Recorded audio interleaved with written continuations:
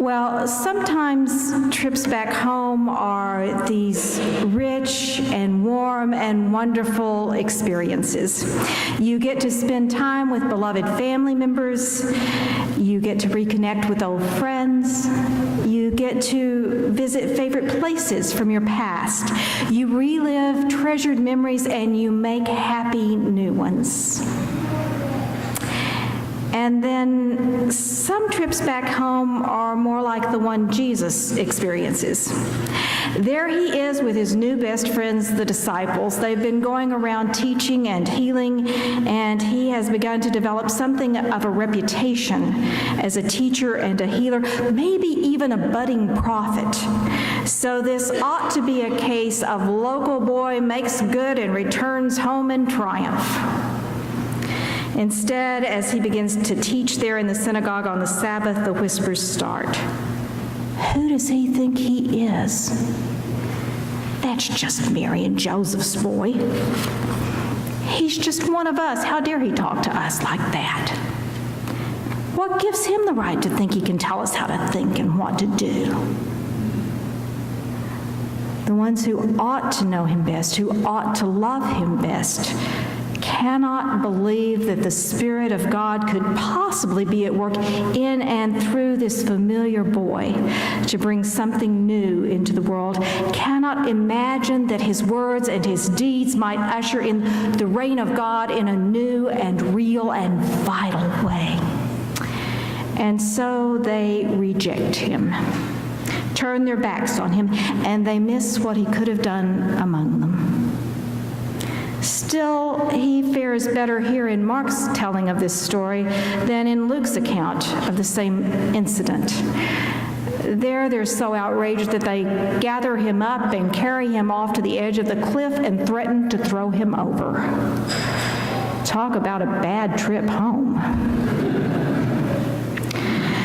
Jesus seems to understand that sometimes familiarity can blind us to the truth that is standing right in front of us, can keep us from seeing the new thing that God is doing in the here and now of our own lives.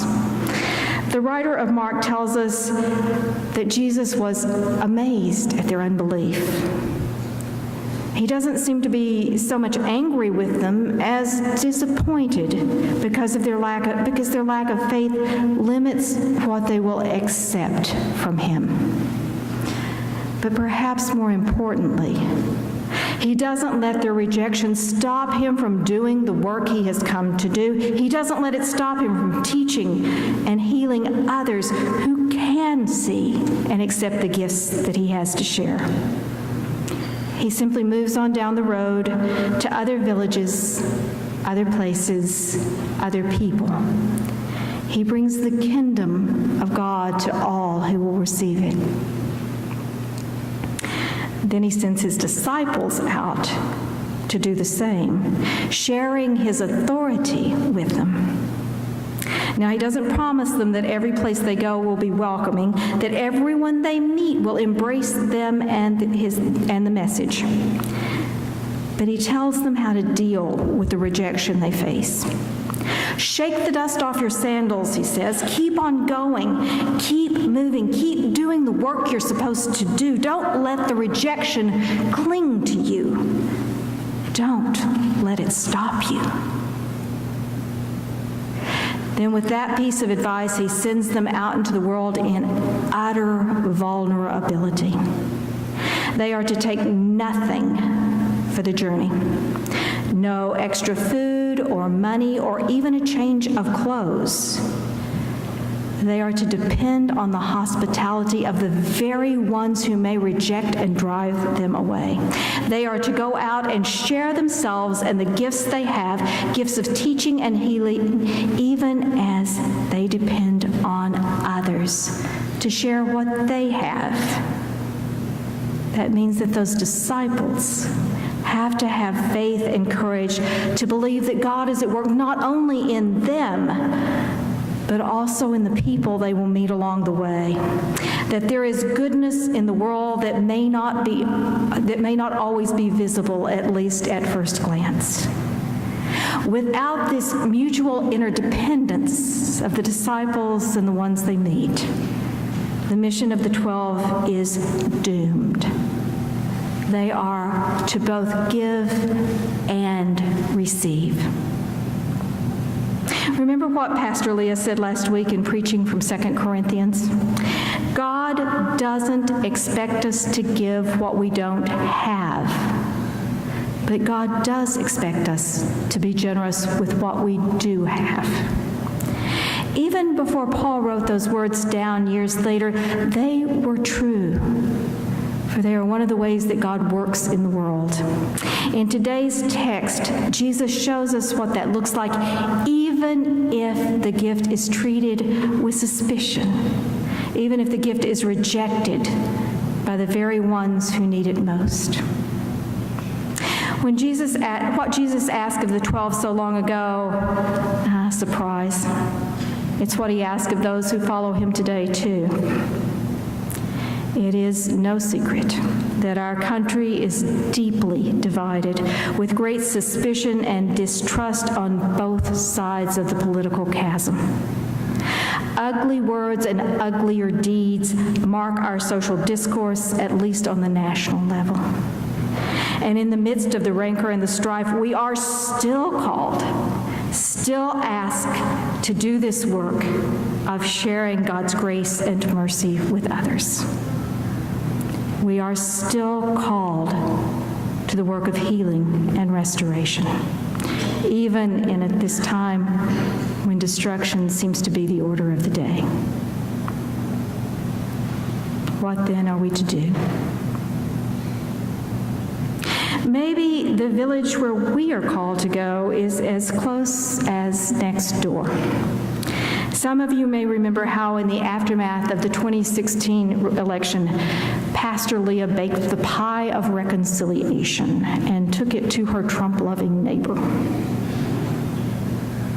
That pie opened the door for conversation, not agreement, but a humanizing of the other for each of them, so that dialogue might happen and mutual understanding might begin to unfold.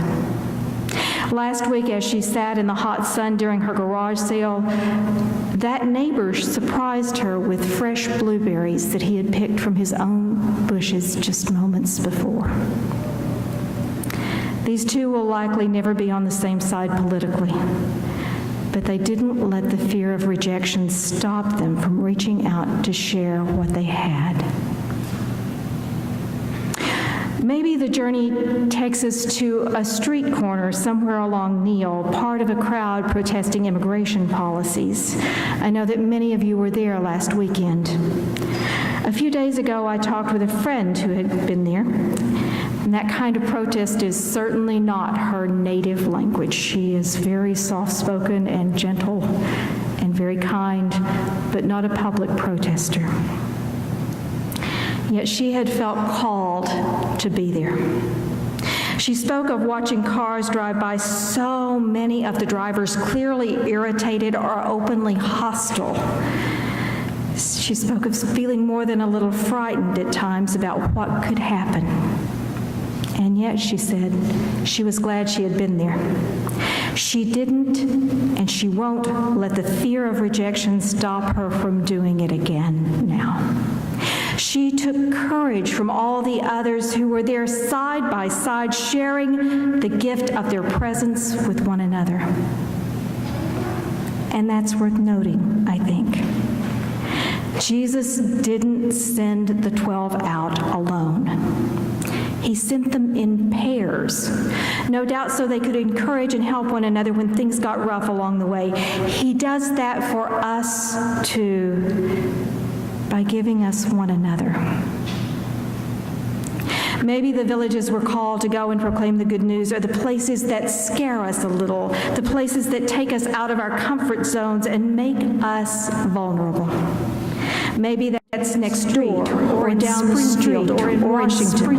Maybe it's simply a matter of picking up the phone and calling our legislators to lend our voices and our privilege and our privilege to the causes we believe are right and true, strapping on our sandals, taking up our staffs, setting out on the journey, a thousand different ways. The important thing is that we do go, and we do share what we have, should rejection block our way.